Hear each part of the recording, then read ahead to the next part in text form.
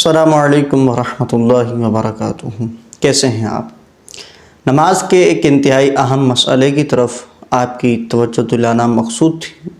बहुत से लोग नमाज़ पढ़ रहे होते हैं लेकिन उनकी नमाज अदा नहीं हो रही होती। वो एक ऐसी गलती कर रहे होते हैं कि जिसकी बिना पर उनकी नमाज फासिद हो रही होती है, टूट रही होती है। और ये वो गलती है कि जिसका जानना हर नमाजी पर, हर मुसलमान पर निहायत ही ज़रूरी है, लेकिन लोग इससे गाफिल हैं। इस मसले की मैं वजाहत आपसे करता चलूँ कि नमाज के शराइत में से एक शर्त है सत्र औरत, यानी छुपाने वाली जगह को छुपाना। और उसकी मिक़दार क्या है? नाफ के नीचे से लेकर घुटनों के नीचे तक। अब इसके अंदर नाफ सत्र में शामिल नहीं है, छुपाने में शामिल नहीं है, लेकिन घुटने इसके अंदर शामिल हैं।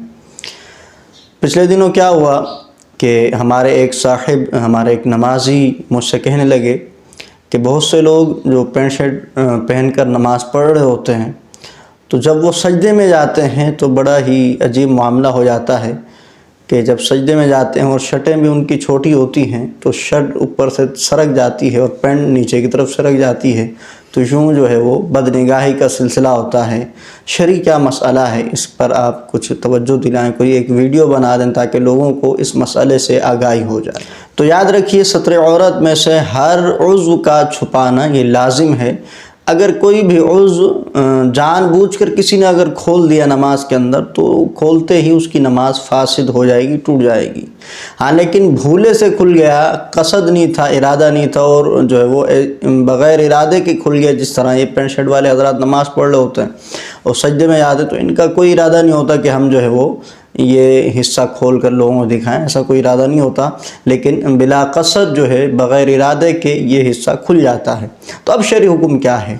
तो अब शरई हुक्म ये है कि 3 बार सुबहानल्लाह कहने की मिक़दार से पहले पहले इसको छुपाना ज़रूरी है। अगर छुपा लेते हैं तो नमाज बच जाएगी, और अगर नहीं छुपाते तो नमाज भी टूट जाएगी। तो जो भाई भी पैंट शर्ट पहनकर नमाज़ पढ़ते हैं तो उनके साथ ये इशू रहता है, तो कोशिश कीजिए कि शर्ट आपकी बड़ी होनी चाहिए ताकि आप सजदे में भी जाएं तो बेपर्दगी का मामला ना हो और नमाज फासिद होने वाला मामला ना हो। अगर पैंट सरक गई, शर्ट भी सरक गई और जो है वो एक रुकन की मिक़दार यानी 3 बार सुबहानल्लाह कहने की मिक़दार ये सिलसिला रहा तो नमाज फासिद हो जाएगी। तो उम्मीद है मेरी इस बात को आप समझ चुके होंगे। वीडियो अच्छी लगी हो तो लाइक ज़रूर कीजिएगा और अपने दोस्तों के साथ शेयर ज़रूर कीजिएगा। मिलते हैं अगली वीडियो में। अस्सलामु अलैकुम वरहमतुल्लाहि वबरकातुहू।